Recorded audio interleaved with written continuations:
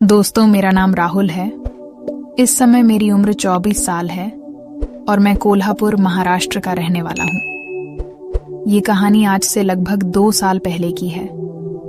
ये कहानी मेरे और मेरी चाची के बीच हुई एक घटना के बारे में है। उन दिनों मैं बीकॉम के आखिरी साल में था, यानी कि मैं अपने फाइनल ईयर की पढ़ाई कर रहा था। आपको बता दूं कि मेरा ज्यादा ध्यान उन दिनों पढ़ाई में नहीं लगता था। चूंकि वो लास्ट ईयर था, तो उस साल में मैं ज्यादा समय मस्ती करने में ही बिता रहा था। हर वक्त मैं आवारा घूमता रहता था और इधर उधर मटर गश्ती करता रहता था। अपने फोन पर मैं हर वक्त बिजी रहता था। इस तरह से मैं अपने टाइम का पूरा एंजॉय कर रहा था। लेकिन कहते हैं न कि एक ही काम बार बार किया जाए तो फिर बोरियत हो जाती है। इसलिए अब बोर हो जाता था, क्योंकि अब मुझे असल में ही वो करना था। लेकिन मेरे पास उसका कोई जुगाड़ नहीं था। लेकिन कहते हैं ना, जहां चाह वहां राह। तो भगवान ने मुझे एक बहुत ही अच्छा मौका दिया और फिर एक दिन उसका जुगाड़ भी हो गया। यह बात उन दिनों की है जब मेरे घर वाले सभी 5-6 दिन के लिए किसी रिश्तेदार के यहां पर शादी के फंक्शन के लिए जा रहे थे। मेरे एग्जाम की वजह से मैं नहीं जा सकता था। मेरे चाची जी, जो कि हमारे घर के बाजू वाले घर में ही रहती हैं, उनका नाम नेहा था। उन दिनों उनके बेटे की तबीयत भी ठीक नहीं थी, इसलिए वो भी नहीं जा रही थी। इस वजह से मेरे खाने पीने का इंतजाम चाची जी के घर पर ही था। कहानी को आगे बढ़ाने से पहले मैं आप लोगों अपनी चाची के बारे में कुछ बता देना चाहता हूँ। मेरी चाची सांवली थी, लेकिन उनको देखकर कोई भी उन पर फायदा हो जाए। वो हल्की सी भारी शरीर की मालकिन है, लेकिन ऐसा वजन उन पर काफी अच्छा लगता था, जिसको एक बार देख लेने के बाद तुरंत ही वो 90 डिग्री पर हो जाता था। लेकिन अभी तक मुझे चाची को छूने का मौका नहीं मिला था। वैसे तो चाची किसी हीरोइन से कम नहीं लगती थी, इसलिए अब मैं उनकी वो का भी सपना देख रहा था। मगर अभी तक वो मौका मेरे हाथ आया ही नहीं था। मेरे घर वालों ने चाची के पहले से बोल दिया था कि मैं भी घर पर ही रहने वाला था।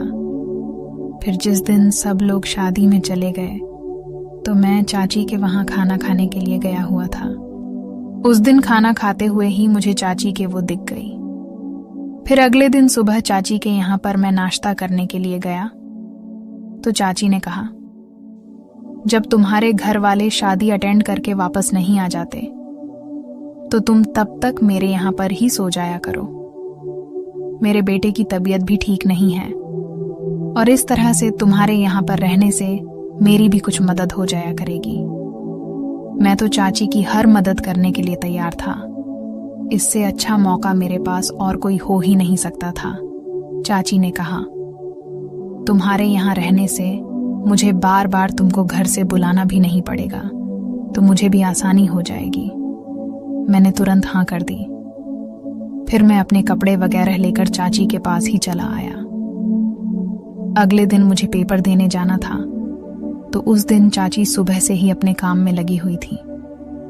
मैं अपना एग्जाम देने के लिए निकल गया। शाम को जब मैं घर लौटा, तो देखा कि चाची सो रही थी। एक बार मन तो किया कि जाकर चाची के वो को मैं अभी वो कर दूं, लेकिन फिर कुछ सोचकर मैं रह गया। फिर अगले दिन मुझे दूसरे पेपर की तैयारी करनी थी, तो मैं तैयारी करने के लिए बैठ गया। रात को चाची ने अपने बेटे को, यानी मेरे चचेरे भाई को, खाना खिलाकर सुला दिया। उसके बाद हम दोनों ने भी खाना खाया और मैं थोड़ी देर टीवी देखने लगा। तभी चाची भी अपने बर्तन वगैरह साफ करके किचन का काम खत्म करके टीवी देखने चली आई। बहुत रात होने के बाद चाची ने बोला, चलो अब सोते हैं। चाचा के घर में 2 बेड थे, एक उनका और एक चिल्ड्रन बेड था। मैं चाची के साथ उनके ही बेड पर ही सो गया। रात को जब मैं पानी पीने के लिए उठा, तो मैंने देखा कि चाची की वो इस समय चाची क्या लग रही थी, इससे पहले मैंने कभी नेहा चाची को ऐसी नहीं देखा था। देखकर तो मेरी नींद और वो दोनों उड़ गए। चाची गहरी नींद में होने के कारण हिली भी नहीं, लेकिन मुझे लगा कि वो जगी हुई है, तो मैंने कमरे की लाइट चालू कर दी। लाइट ऑन होते ही वो डर गई और उन्होंने पता नहीं क्यों मेरा विरोध करना शुरू कर दिया। चाची मुझे गुस्सा होकर पीछे धकेलने की कोशिश करने लगी। वो कहने लगी, ये सब गलत है। वो मुझसे कह रही थी कि तुम मेरे बेटे के जैसे हो, लेकिन अब मुझसे रुका नहीं जा रहा था। लेकिन 2 मिनट के बाद ही उन्होंने विरोध करना बंद कर दिया। शायद ये सब उनके विरोध करने का नाटक ही था। थोड़ी देर बाद जब उनका विरोध कम हुआ तो वो रोने लगी और बोली कि कब से इसका इंतजार कर रही थी। मैं चाची की बात सुनकर अपने कानों पर यकीन नहीं कर पा रहा था और बोला, हाँ चाची, मैं तो तैयार ही हूं। और फिर लगभग 25 से 30 मिनट तक मैच चलता रहा। उसके बाद फिर हम सो गए।